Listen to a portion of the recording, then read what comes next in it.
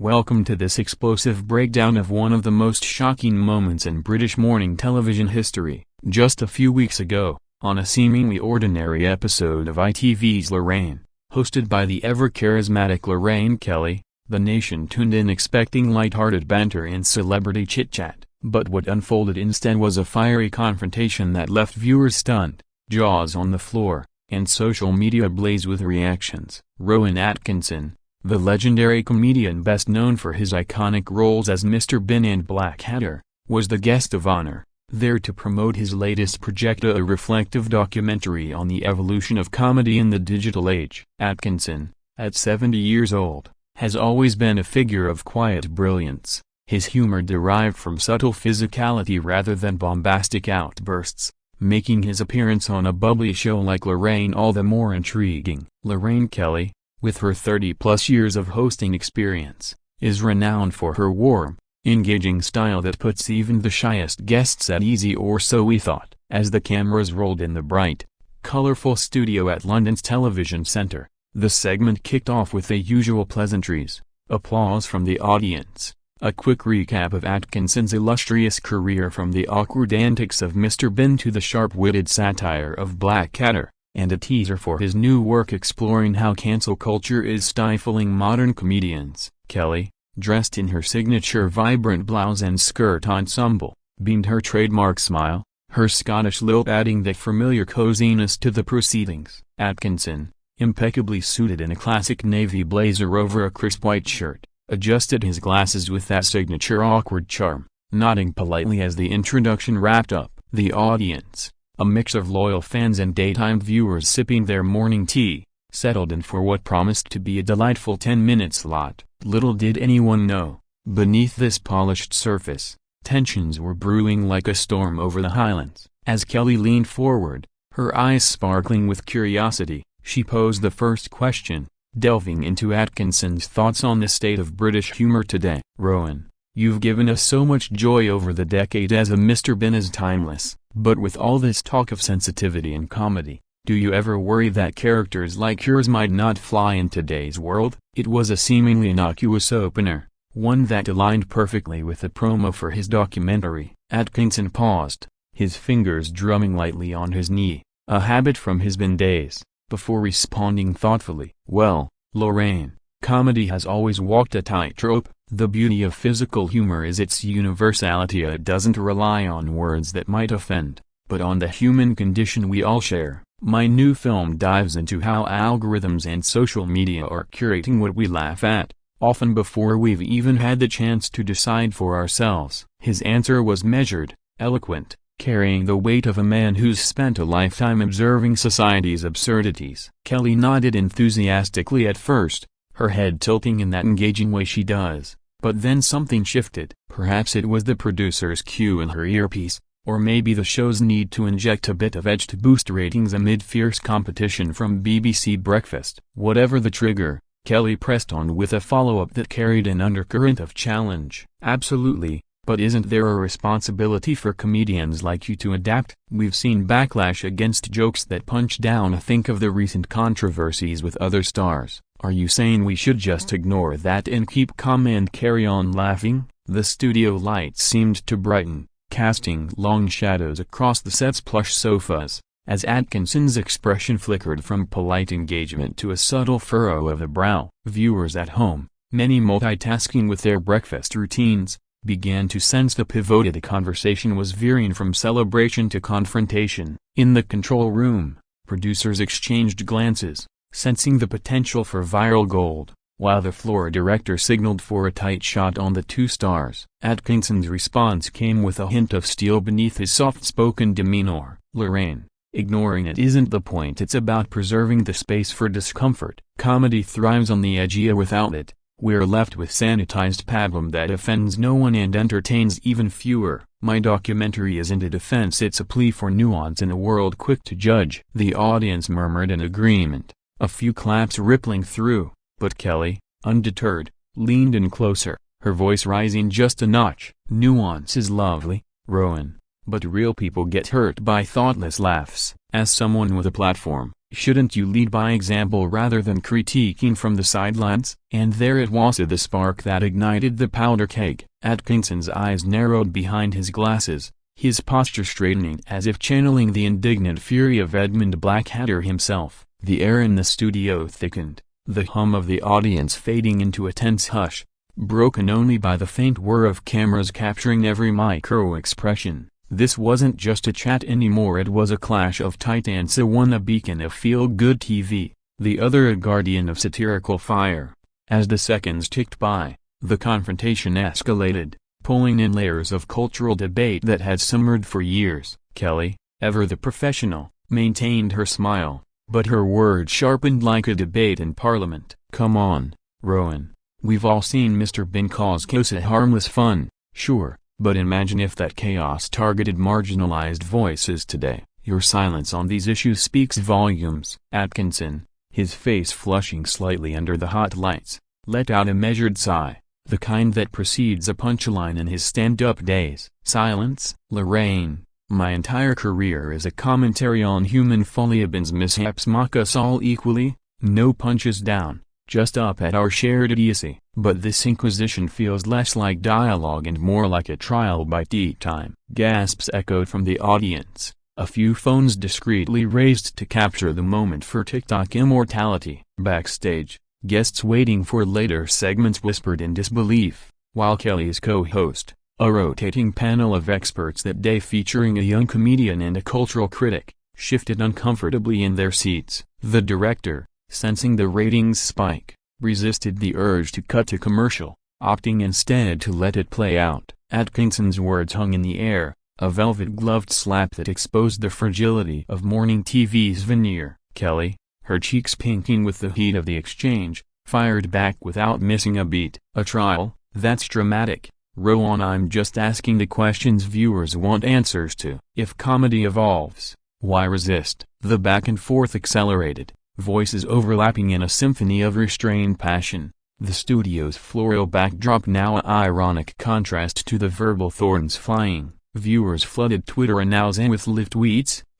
#Lorraine vs. Bean trending within minutes. Memes of Mr. Bean storming off already circulating. Atkinson's frustration built, his gestures more animated, hands slicing the air as he defended the sanctity of laughter against what he called the comedy police. Kelly, holding her ground, invoked recent scandals, naming dropped stars whose careers faltered under public scrutiny, implying Atkinson risked the same fate. The audience, split between loyalists cheering their hero and others nodding at Kelly's points, created a palpable divide. As the clock neared the segment's end, the heat intensified, culminating in a moment that would redefine Atkinson's public persona from reclusive funnyman to fierce advocate. In the midst of this, a producer's voice crackled urgently in Kelly's ear, "Rapid a commercial in 30. But the host, locked in battle, ignored it, pushing one question too far. Rowan, are you saying cancel culture is a myth? Atkinson's reply was a thunderclap. No, Lorraine, I'm saying your show's version of it is. The studio erupted in a mix of applause and awkward laughter. The line crossed, the confrontation no longer containable. As the dust settled from that initial volley, the confrontation deepened into a raw exploration of comedy's boundaries, with Rowan Atkinson emerging as an unlikely gladiator in the arena of live TV. Lorraine Kelly, her eyes flashing with the determination of a journalist who's grilled prime ministers, circled back to Atkinson's documentary, but now with accusatory undertones. Your film talks about algorithms curating laughs, but isn't that just code for dodging accountability? Comedians have power, Rowan a power to heal or harm. The studio audience, sensing the shift from entertainment to education or perhaps indoctrination, leaned forward collectively, breaths held in anticipation. Atkinson, his initial reserve cracking like eggshell under pressure,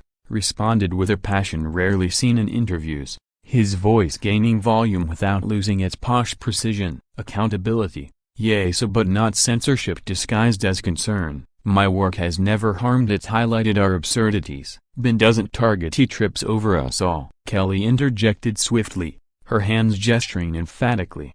bracelets jingling like warning bells. But tripping can hurt when the ground is uneven for some. Viewers write to me daily about jokes that sting. Shouldn't you acknowledge that? The exchange ping-ponged, each repost sharper, drawing in the co-hosts who nodded or interjected with cautious agreement, their faces a mosaic of discomfort and intrigue. Outside, in the green room, crew members clustered around monitors, popcorn forgotten as the drama unfolded. Social media metrics skyrocketed, with live viewership spiking 40% as clips leaked via sneaky audience posts. Atkinson's face, usually a canvas for silent comedy, now animated with furrowed brows and pointed fingers, betrayed a man pushed to his limits. He leaned forward, mirroring Kelly's posture, and delivered a zinger that elicited scattered laughs amid the tension. Lorraine, if every joke needs a safety net, we'll all be falling asleep to reruns of The Great British Bake Off. And no offense to Paul Hollywood. The audience chuckled nervously, but Kelly's laugh was tight, forced, her reply laced with edge. Humor's fine, Rowan, but when it silences voices, it's not funny anymore. Your privilege lets you bin your way out of tough talks. The word privilege landed like a gauntlet, igniting Atkinson's retort, a defense of merit over identity politics that echoed his documentary's thesis. Privilege? I've earned every awkward step through craft, not handouts. Comedy's meritocracy, not a quota system. Gasps rippled through the crowd, some applauding the boldness, others murmuring disapproval, the divide widening like a chasm. Kelly, her composure fraying at the edges, her Scottish accent thickening with emotion, pressed on. Earned how? By avoiding the hard questions, like this one. Fans want to know where you stand on inclusivity and laughs. The studio lights hummed hotter, sweat beading on brows, as Atkinson countered with examples from his career of Blackadder's biting class satire, never shying from discomfort. The co-host, the young comedian, attempted to mediate with a light anecdote, but was waved off by Kelly's insistent probe. Viewers at home, from Manchester mums to London execs, paused their commutes, fingers hovering over remote pause buttons, transfixed by the unscripted theater. In the control booth, executives debated intervention, but the raw authenticity promised headlines too juicy to cut. Atkinson's voice rose, not in anger but in fervor, painting vivid pictures of a world where laughter is policed, creativity stifled. Imagine Ben muzzled for offending a sandwich, and that's where we're headed if we let fear dictate punchlines. Kelly shot back, invoking feminist icons and civil rights, framing Atkinson's stance as outmoded. The verbal fencing continued, thrusts and parries building to a crescendo, with the audience's reactions a barometer of national mood. Claps for Atkinson the underdog, supportive hums for Kelly the everyman advocate. As minutes bled into what felt like hours, the segment overran, commercials delayed, the show's rhythm disrupted. Backstage whispers grew to buzz, rumors of post-show apologies already forming. Atkinson's glasses slipped slightly, a humanizing touch amid the intensity, as he articulated his philosophy: comedy as mirror, not weapon. Kelly, undaunted, challenged with specifics, recent tweets criticizing old sketches, fan petitions for edits. The air crackled with electricity, every word a potential soundbite for evening news. Then, the turning point. Kelly, perhaps sensing the tide turning against her, escalated with a personal jab. Rowan, you've hidden behind characters for years. It's time to step out and face the music. Atkinson's reply was icy calm: I'm facing it now, Lorraine, and it's off-key. The studio froze, a collective intake of breath, as the confrontation teetered on the brink of irreparable. Social feeds exploded, #Atkinson Walkout gaining traction, predictions of his exit filling comment sections. The director signaled frantically, but the duo locked eyes, wills clashing like storm fronts. In that suspended moment, the essence of live TV unpredictable, unfiltered shone through, reminding all why we watch. Atkinson's next words would push it over the edge, but for now, the battle raged, a testament to passions ignited by the pursuit of truth and jest. With the studio now a cauldron of barely contained energy, the heated exchange between Rowan Atkinson and Lorraine Kelly delved into the heart of generational clashes over humor's role in society, each side unyielding in their convictions. Kelly, her voice steady but laced with urgency, pivoted to Atkinson's reclusive reputation, using it as ammunition. You shun the spotlight. Rowan interviews are rare. Is that because deep down, you know some of your old material wouldn't hold up today? The question stung, implying evasion, and the audience shifted uneasily, sensing the personal turn. Atkinson, his jaw set in that bin-like determination, met her gaze unflinchingly, his response a masterclass in composed defiance. Rare because I prefer the work to speak, Lorraine, not because I'm hiding skeletons, but because silence amplifies the laughs when they land. My material holds because it's human, not trendy. Applause swelled from the back rows,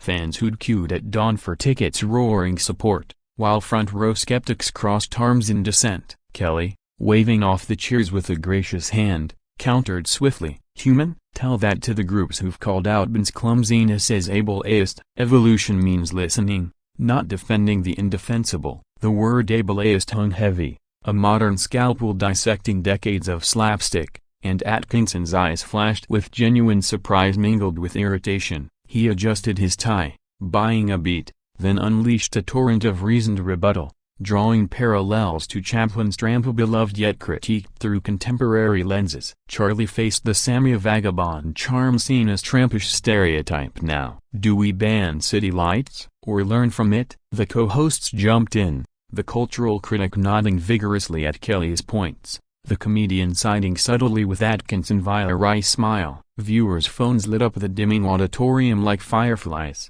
live-streaming snippets to Instagram Reels, where edits amplified the drama with dramatic music overlays. In the wings, ITV suits paced, weighing the PR fallout against the buzz. Atkinson's passion peaked, his gestures expansive, painting scenarios of a humorless dystopia where every gag requires a disclaimer. Lorraine, if we rewrite history's laughs, what's left? A museum of muted mirth? Kelly, her earrings catching the light as she shook her head, fired back with vigor. Not rewriting or righting wrongs. Your fans include kids who see Ben as hero. Teach them kindness and comedy. The debate broadened, touching on education, empathy, the artist's philosophies clashing like ideologues at a pub quiz. The audience, now fully engaged, called out agreements, turning the set into an impromptu town hall. Social media algorithms feasted, pushing #Lorraine confrontation to global trends.